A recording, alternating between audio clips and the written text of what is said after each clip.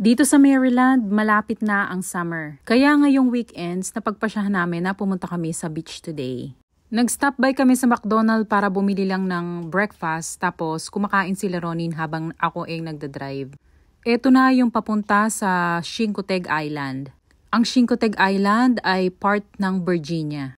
May pinga rin pala dito kapag pumunta ka, $25 isang puntahan. Pero kung malapit ka dito, magbayad ka ng $45, good for 1 year na. At alam mo ba ang gustong-gusto ko dito sa Chincoteague Island? Yung mga parking nila dito is sa beach na mismo magpa-parking.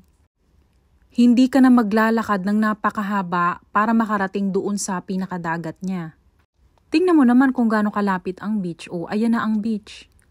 Dito sa Chincoteague Island, hindi katulad ng ibang beach katulad ng sa Ocean City.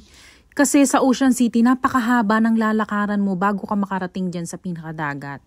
Pero dito, ang mga parking nandito na sa mismong beach. Ayan nasa kabilang side lang. Sobrang lapit.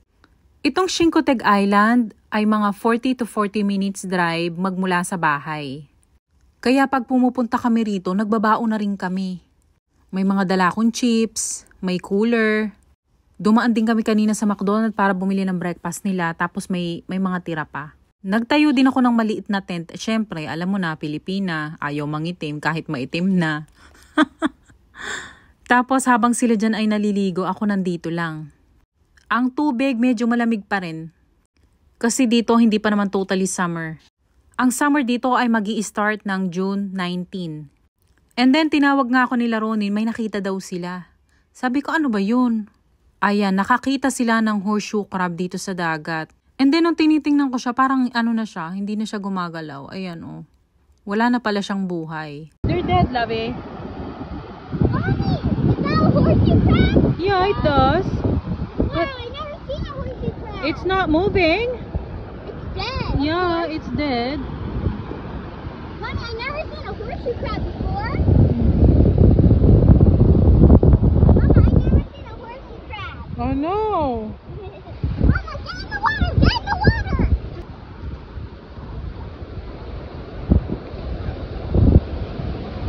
Tingnan nyo kung gaano kaganda rito. Sa kabilang side, yan yung beach. Pero dito sa kabilang side naman, yung alon dito hindi masyado. Ayan parang kalmang-kalma lang siya. At dito may mga nanguhuli din ng mga fish. May mga crabs din dyan. After nga maligo nila Nia, sabi ko sa kanila ay magbihis na. So dito may gripo na ganito, ipupush mo siya tapos lalabas na yung tubig. Yung ganito hindi ginagamit sa paliligo, lang siya, pagtanggal lang ng mga sand.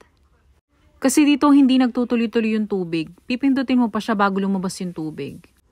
And then habang sila Ronnie naman ay kumakain sa sasakyan, nag-stop by tayo dito sa kabilang side para tingnan yung nila, yung lugar kung gaano kaganda.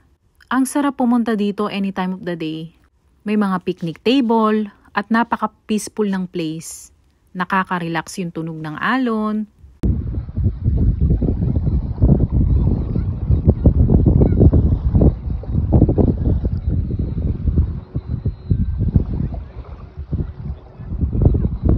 Buti na lang talaga nakabili ulit kami ng isa pang sasakyan. Kasi yung mga ganito, pagdadrive sa mga ganito, hindi ko magagawa kung isa lang yung sasakyan namin.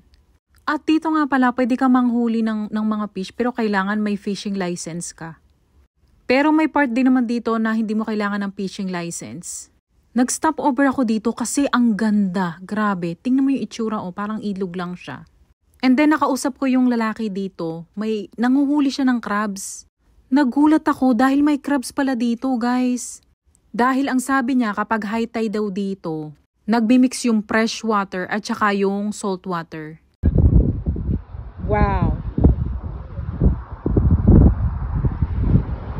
So there's a fish too?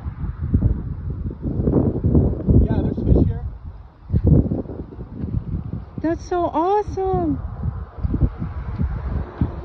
Is it salt water? It's a mix. It's a mix of salt and fresh water. Oh, okay. Okay, see this right there? Uh-huh. So the tide's coming in right now, so it's mixing all this salt water. Oh. Into the fresh water. Okay. That's so cool. Yeah, it's awesome.